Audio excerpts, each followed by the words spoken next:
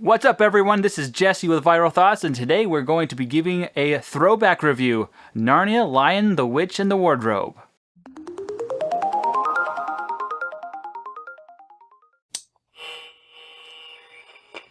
Before I get into that, I just want to thank everybody who's subscribed so far this past week. There's actually been a lot of subscribers, and I'm really excited about all the activity that's going on. Number one is plot. The plot of Lion, the Witch, and the Wardrobe, I had to do a little bit of digging, but I think it's a quest plot. Now, there's some elements of rivalry, there's elements of escape and chase, but I think it mostly is a quest plot with other elements tied into it, which is actually interesting because typically you only have the one plot, but in Lion, the Witch, and the Wardrobe, there are several mini plots going on and nuances within that plot. You have a traitor in your midst, Aslan? His offense was not against you. It's also an allegory. There's a lot of symbolism in the plot itself, so it's not like entirely realistic, but a lot of these the plot and the plot devices within the story are allegorical. So I give the plot of Lion, the Witch, and the Wardrobe a 4.5 out of 5 star. Number 2 is character. Now, as mentioned before, the characters, the Lion, the Witch, and the Wardrobe is an allegory, and a lot of the characters in the plot are allegorical in nature. There's Aslan, who represents Christ, and then there's the witch, who represents Satan. So there's all these different symbolisms. I don't know all the symbolisms within the story, but it's fair to say that there are a few of them. And as far as dynamics versus static, there are characters that change, that they develop. Even some of the side characters change and develop into something that they weren't before. And a lot of these characters also, even the back characters like Mr. Tumnus and Mr. Beaver, have backstories where they belong and are integrated into the world of Narnia. He was my best mate.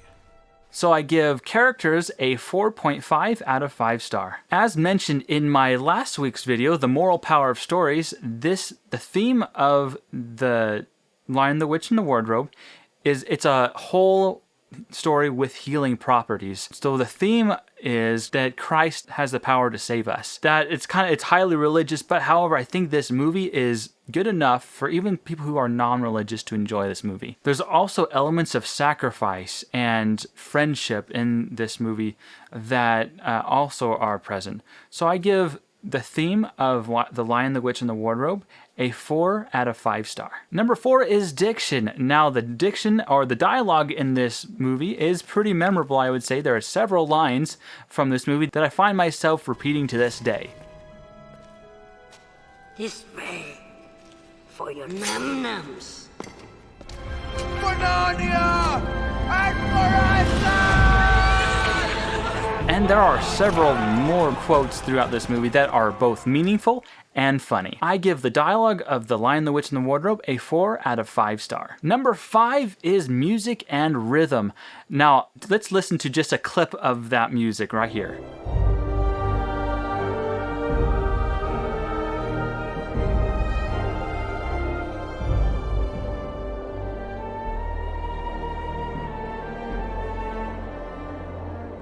Just hearing that music makes me think of Narnia. Just, it's iconic in my mind. Now, I might not be able to sing it myself, but as soon as I hear it, I know that it's Narnia. So the music isn't like Pirates of the Caribbean status, but it's pretty solid. So I give the music of Lion, Witch, and the Wardrobe a 4 out of 5 star. Now, The Lion, the Witch, and the Wardrobe was released in 2005. So the question here is, do the graphics hold up, or do they look like the Labyrinth?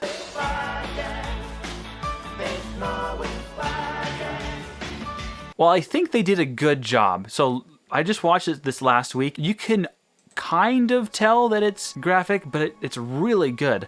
Also, I want to give an award to Narnia for the most bloodless battle of all time.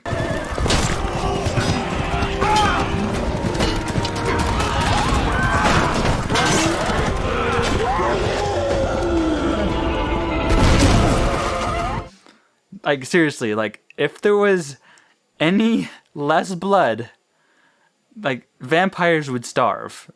I ultimately give the spectacle of Lion, the Witch, and the Wardrobe a 4 out of 5 star. So let's just review their scores real quick. Plot is a 4.5 out of 5.